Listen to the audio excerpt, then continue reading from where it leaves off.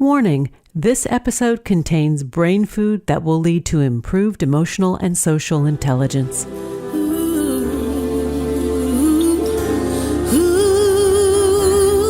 Hello and welcome to our new short format servings of consciously prepared brain food designed to improve your mental fitness.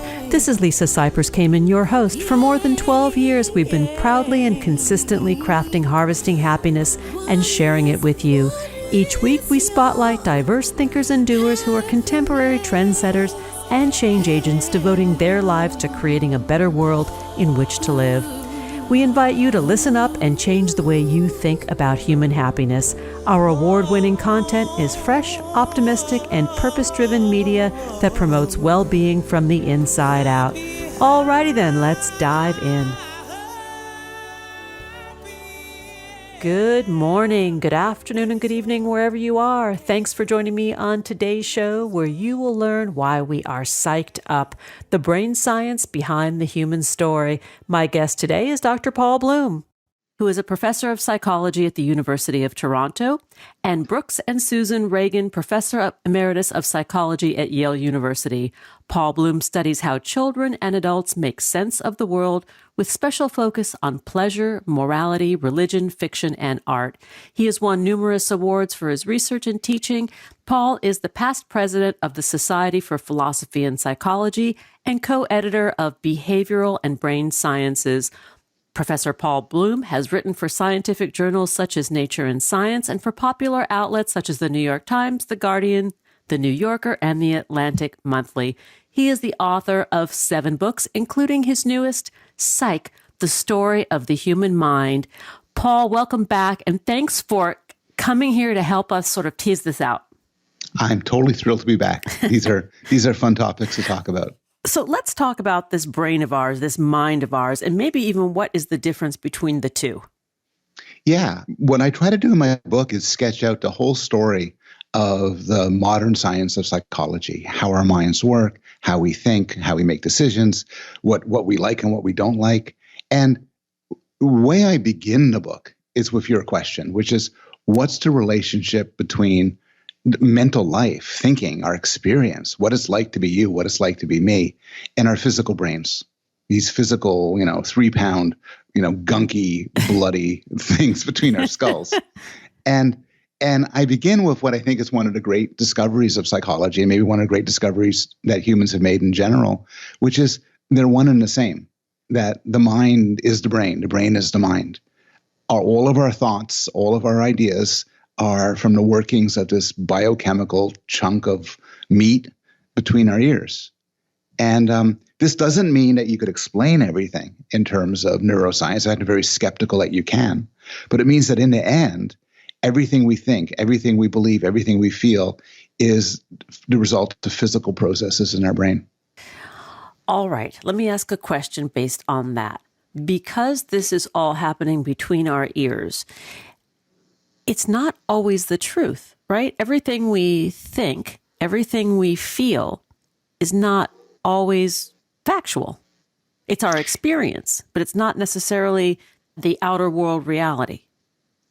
Absolutely. We have no direct access to truth. Ooh. Boom. Everything is mediated through our senses. And so we get things wrong. And in fact, psychologists love to create visual illusions or auditory illusions where you think this line's longer than that, but no, it isn't. And oh my God, those shapes are moving, but no, they're not. Because you could fool the system. The system is imperfect. It can't help but be imperfect. We're not gods. We perceive the world through our senses, and we make sense of the world through our reasoning capacities, but we're imperfect and we often get things wrong. I think the thing to marvel about is how often we get things right, not just about the local environment. So I'm pretty good at making my way back to my house. Even though all of me is trapped in this physical brain, I use cues from the environment. I use my iPhone, I use the streetcar, and I find my way home. But not just that, but in vast communities of people, we could learn about viruses and molecules. We could learn about galaxies. We could learn about things extraordinarily big and extraordinarily small, and how we can kind of bootstrap our way from this very sort of solipsistic, finite shell that we're trapped in to learning about the universe is to me an amazing question. Well, let me ask a question upon your question, and that is the nature of the human brain and its evolution. My sense or my hunch, and that may or may not be true, is that early primitive humans did not have the same capacities, and maybe they did, I don't know, as we do now. Brain capacity, neurocognition. I think the answer to your question depends on how far back you go. If you go far enough back, you enter a species that has a share that from which both humans and chimpanzees arose from. And that species was very different from us. It did not have our mental powers. It most likely didn't have the power for language. It didn't have the power for imagination, for abstract thought. But on the other hand, if you cycle through to hunter-gatherer times before cities and email, electricity, and world travel and vaccines, our ancestors had kind of the same brains that we do.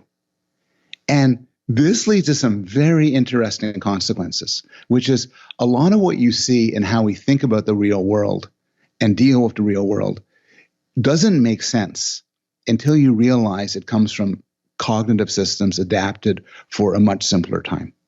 So here's a sort of simple example.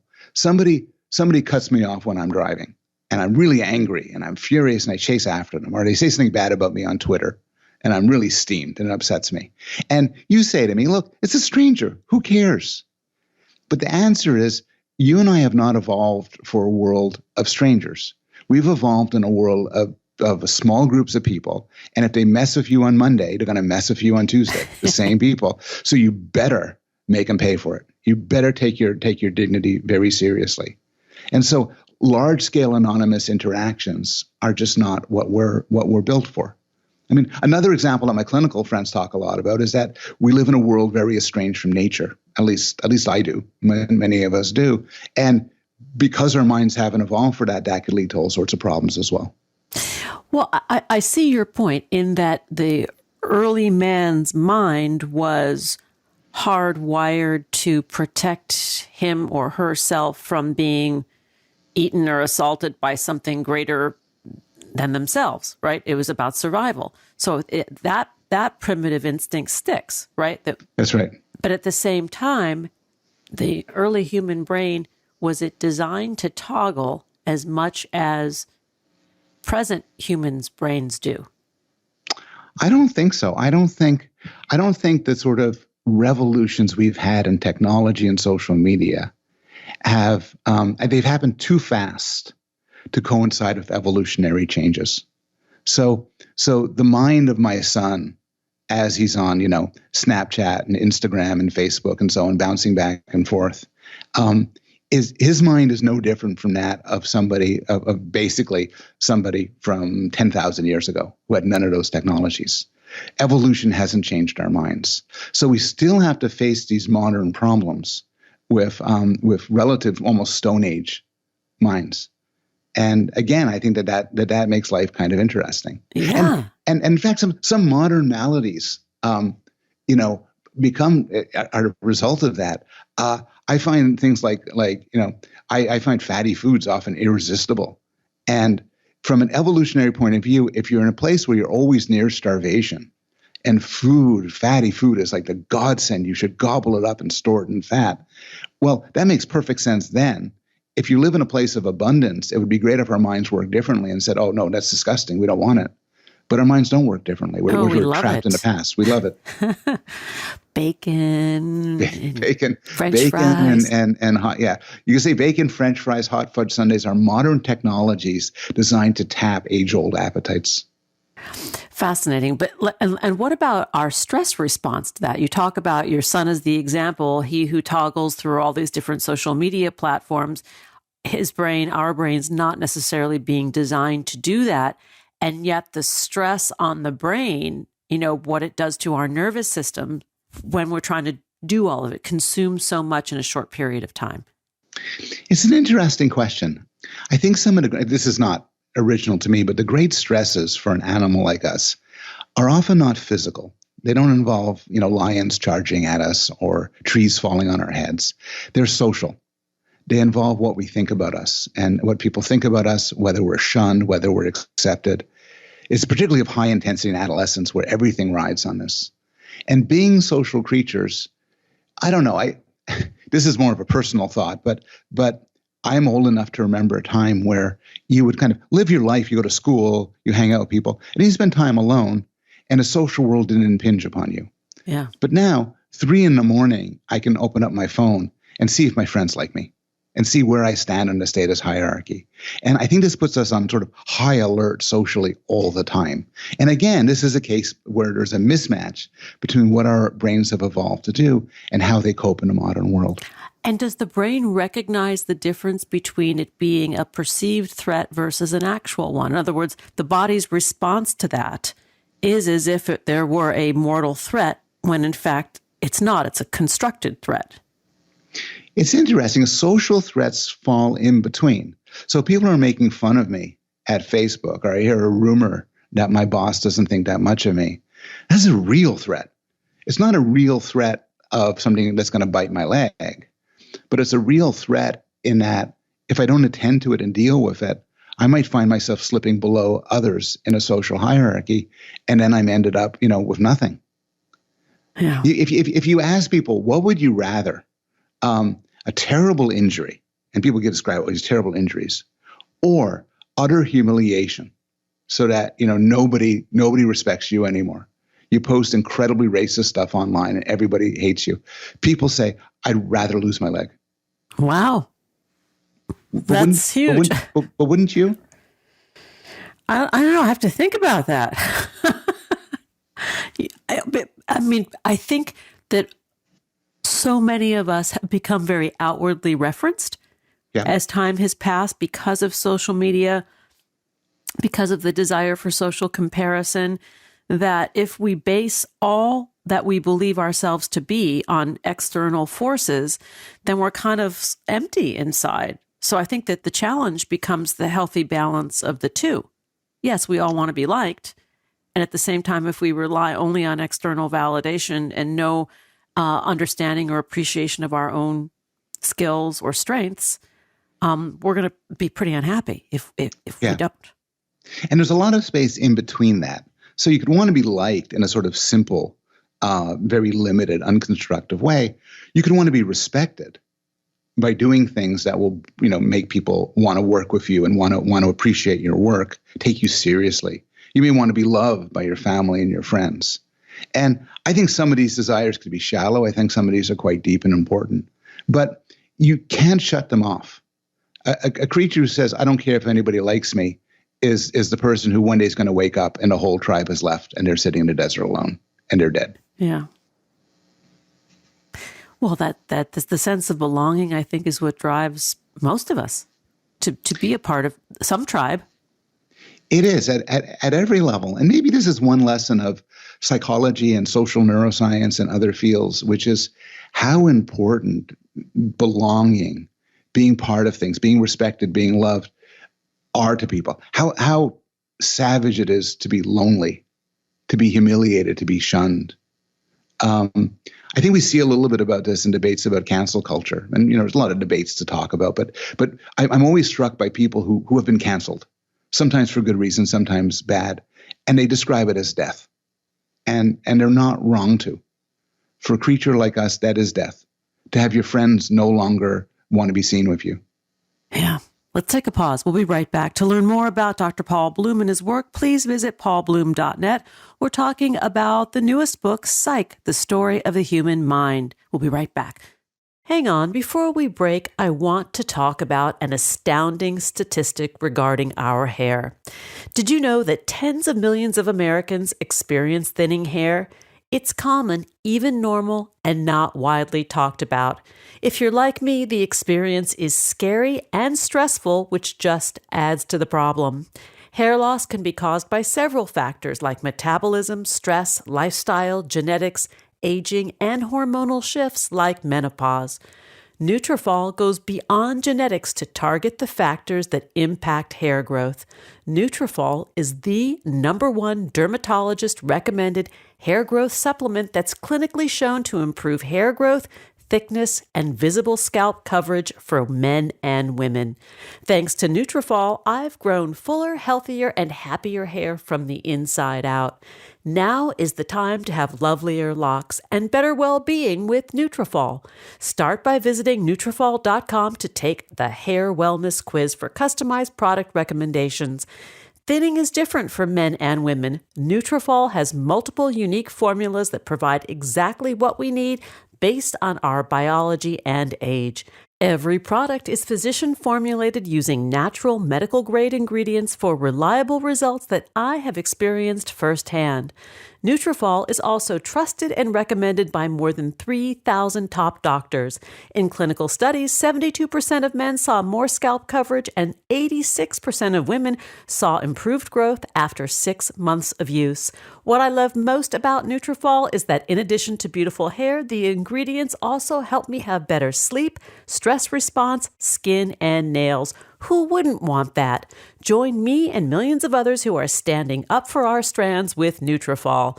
You can grow thicker, healthier hair and support our show by going to Nutrafol.com and entering the promo code HAPPINESS to save $15 off your first month subscription. This is their best offer anywhere, and it's only available to U.S. customers for a limited time.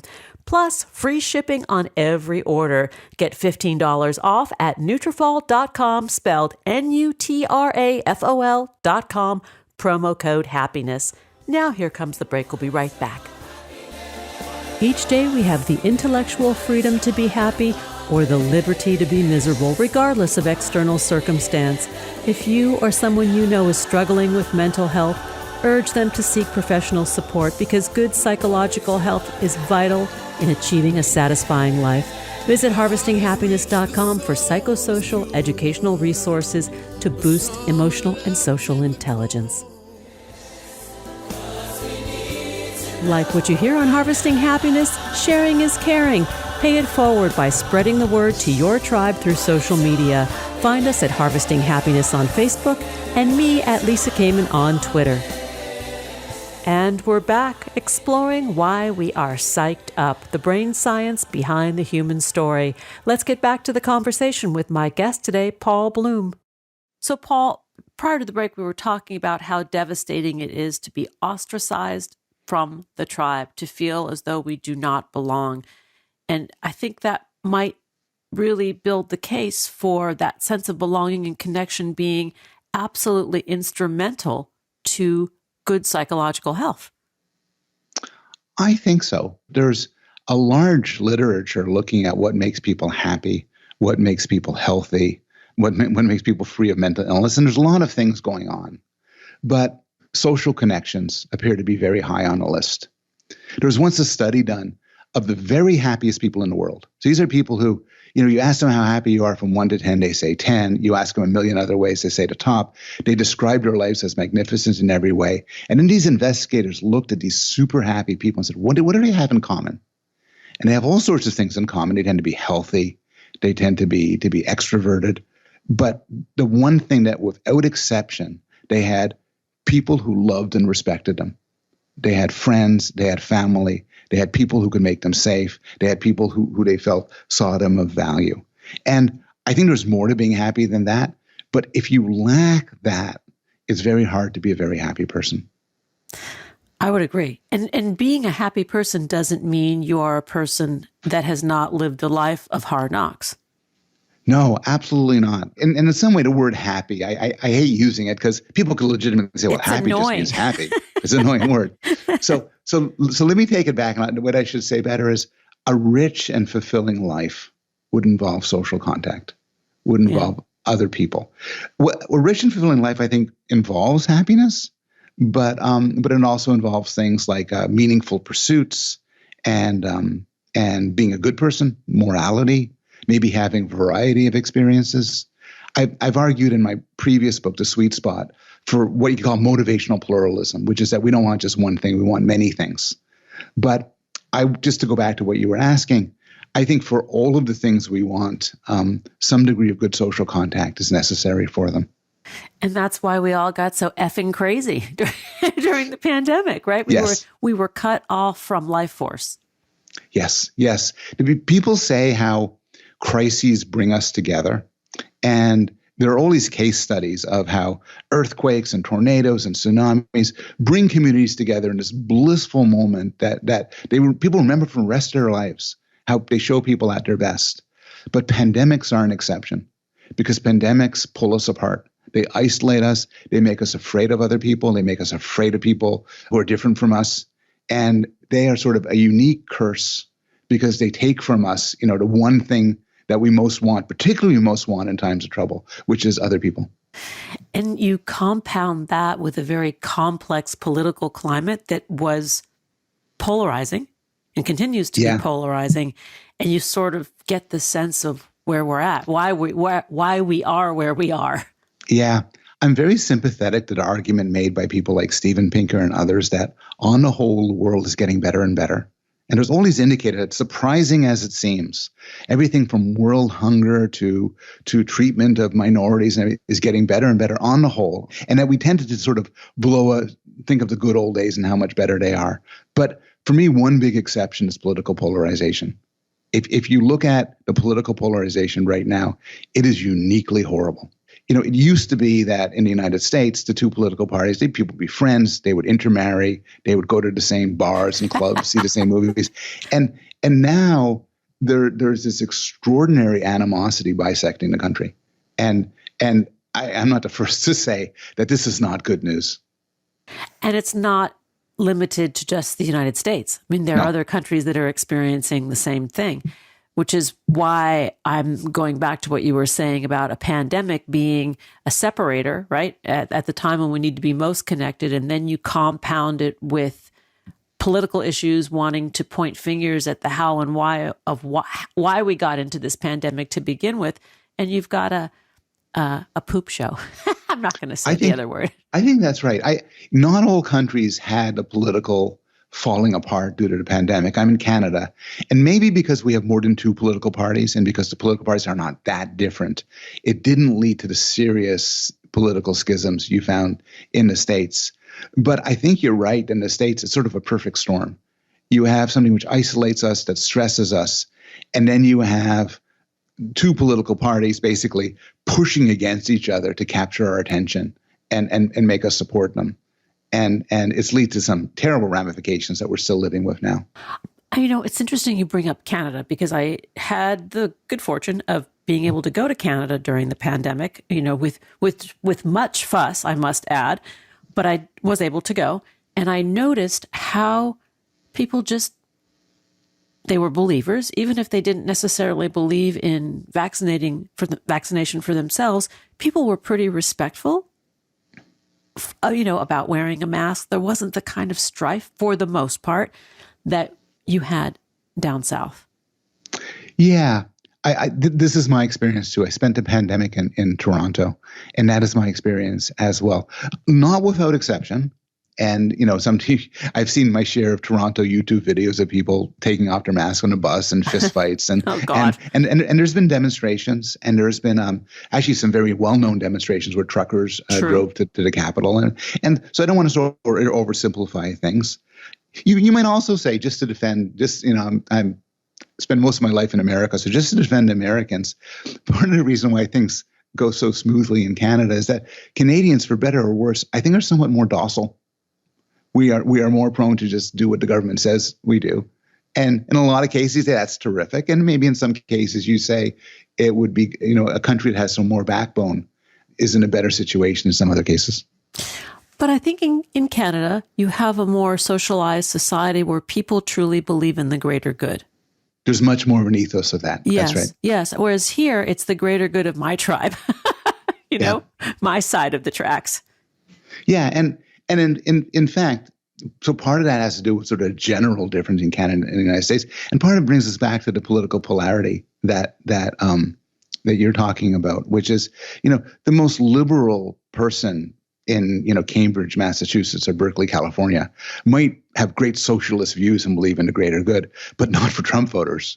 They could just burn. Yeah. And the Trump voters don't think very much of the tree huggers, that they see around them either. So the polarity makes people mean. Maybe they're very sort of caring and loving towards their own tribe, but it makes them mean towards everybody else. Yeah. Which I want to, take it back to our brains and perception and the implicit bias that you write about in your book, Psych, the Story of the Human Mind. So my book reviews every aspect of psychology, tries to do everything that's central and important. And one thing that's really important is the psychology of race, the psychology, how we think about race, how we think about ethnicity, how we think about groups. And I say a couple of things grounded by trying to ground myself here at the very, very most recent findings. Sometimes we think in terms of race and groups and ethnicities, and it's not terribly bad. We make generalizations and stereotypes, and in some way that's kind of inevitable. If you believe that Dutch people are taller than Japanese people, well, you got a stereotype in your head, and it's one that's true. You just picked it up through patterns and environment. Honestly, I'm Jewish. If you think Jews are more likely than most to become lawyers, that's true too. There's also things you have in your head that are just true because different groups of people pursue different ways of life and eat different foods. And it's not clear that knowing all this is necessarily terrible. It might even be part of a rich cosmopolitan society where you look and say, well, different groups on average bring different things to the table, and this is terrific. But then there's the dark side. And the dark side is what you would call in-group bias. And even in children, in some studies, even in babies, we are savagely, strongly motivated to break the world up into us versus them. You take a bunch of school kids and you randomly, they see it's random, you randomly give half of them red t-shirts and half of them blue t-shirts. And later on, they'll say, oh, if the kid gets a red t-shirt, oh, the red t-shirt group is better. I don't like the blue t-shirt group. Even a flip of a coin, people split people apart. And so this deep willingness to break us up into us versus them, into competing groups, I think provides sort of psychological basis for what in some countries expands to extreme partisanism, like in the States, and mildly less so in some other places. Fascinating. I could speak with you for hours and hours on all the topics that you write about. And this one is particularly worthy, and probably we should do more because we've only scratched the surface of Psych, the Story of the Human Mind. So come back, hang out. I would love to. We'll do more. I would love to. We're out of time. My guest today has been Professor Paul Bloom. You can find out more about Paul and his work at paulbloom.net. Once again, we've been speaking about Psych, the Story of the Human Mind. You can connect with Paul on Twitter at paulbloom@Yale, although he's no longer at Yale. He's at the University of Toronto. The Twitter handle never dies. The Twitter handle never dies. Thanks, Paul. Thank you. Thanks for joining us on Harvesting Happiness today. This is Lisa Cypers-Kamen on behalf of my guest, Dr. Paul Bloom, wishing you kind thoughts, kinder words, and the kindest of actions. Until next time, remember, happiness is an inside job. Happiness is your inside job. Please go out and rock your day, and remember to be kind to one another. Keep harvesting your own happiness anytime and anywhere from the comfort of wherever you are.